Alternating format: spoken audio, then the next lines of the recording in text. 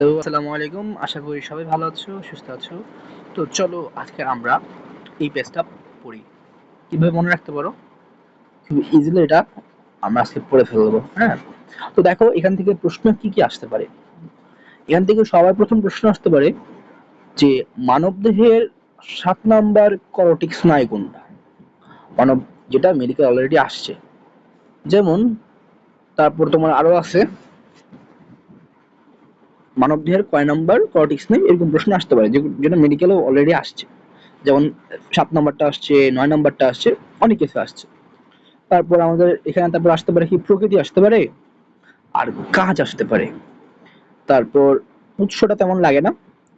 তারপর তোমার শাখা যেটা শাখাটা লাগতে পারে। বিস্তারও লাগে না। বুঝছো? আর শাখার মধ্যে যেটা দাগ দেওয়া আছে দাগানো লাইনটাই লাগে। বাকিগুলো দরকার নেই। তো চলো আমরা আজকে এটা পড়ি। সর্বপ্রথম আমরা কি পড়বো? যে আমরা সর্বপ্রথম নামগুলা পড়বো। নামগুলা কিভাবে পড়বো? চলো আমরা পড়ি।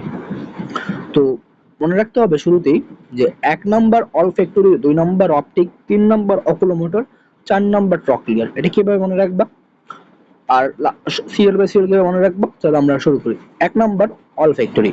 অলফ্যাক্টরি মানে কি? দেখো, আমরা যদি তোমার চিন্তা করি যে ফ্যাক্টরিতে অনেক বিষয় অনেক কিছু নিয়ে করা হয়। অনেক কাজগুলা করা হয় এবং এই ফ্যাক্টরির কাজগুলো থেকেই তোমার বিদেশের রপ্তানি করা হয় বিভিন্ন পোশাক থেকে শুরু করে অনেক কিছু। তো এই ক্ষেত্রে অলফ্যাক্টরি খুবই মানে অলফ্যাক্টরি ১ নম্বরেই থাকে। বাংলাদেশে পোশাক খাত ২ নম্বরে থাকলেও ফ্যাক্টরি জিনিসগুলো উৎপন্ন করে ১ নম্বরে থাকে। সো মনে রাখতে পারি যেহেতু ফ্যাক্টরি ১ নাম্বার অলফ্যাক্টরি।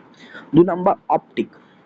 দেখো চোখের দোকানে যদি যাও, চোখের দোকানে লেখা থাকে যে এই অপটিক, অমুক অপটিক, তমুক অপটিক।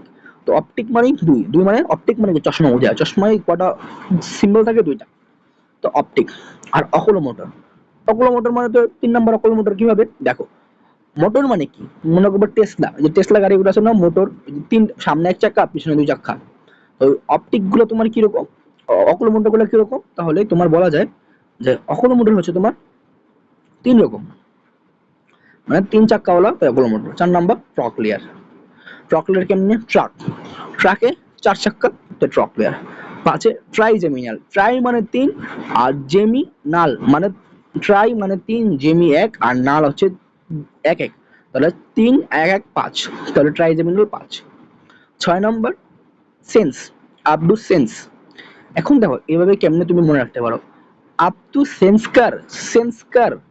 এখানে দেখো সেন্স স ৬ এ ৬ আর ৬ number ৬ up to sense. ৭ number facial. Facial কেমনে?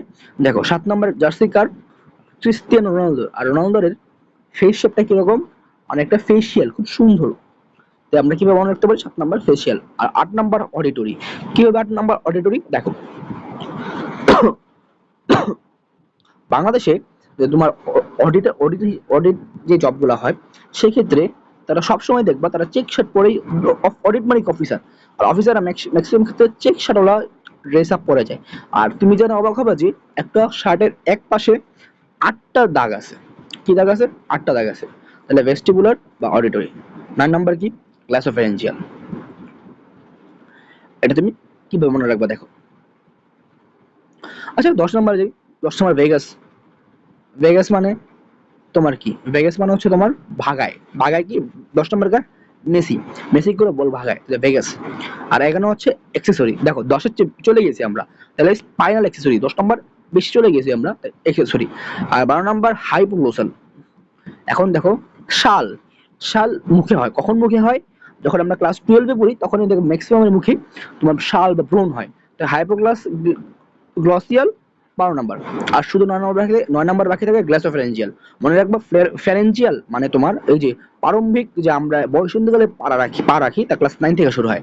আর গ্লাসো মানে আগে ফ্যারেঞ্জিয়াল মানে মুখ বুঝাচ্ছে, অর্থাৎ আমরা বয়সন্ধিকালে পা রাখি তোমার ক্লাস 9 থেকে। তো এটা মনে রাখতে পারো, আর বাকিগুলো মনে রাখলে এটা তুমি এমনি পারবা।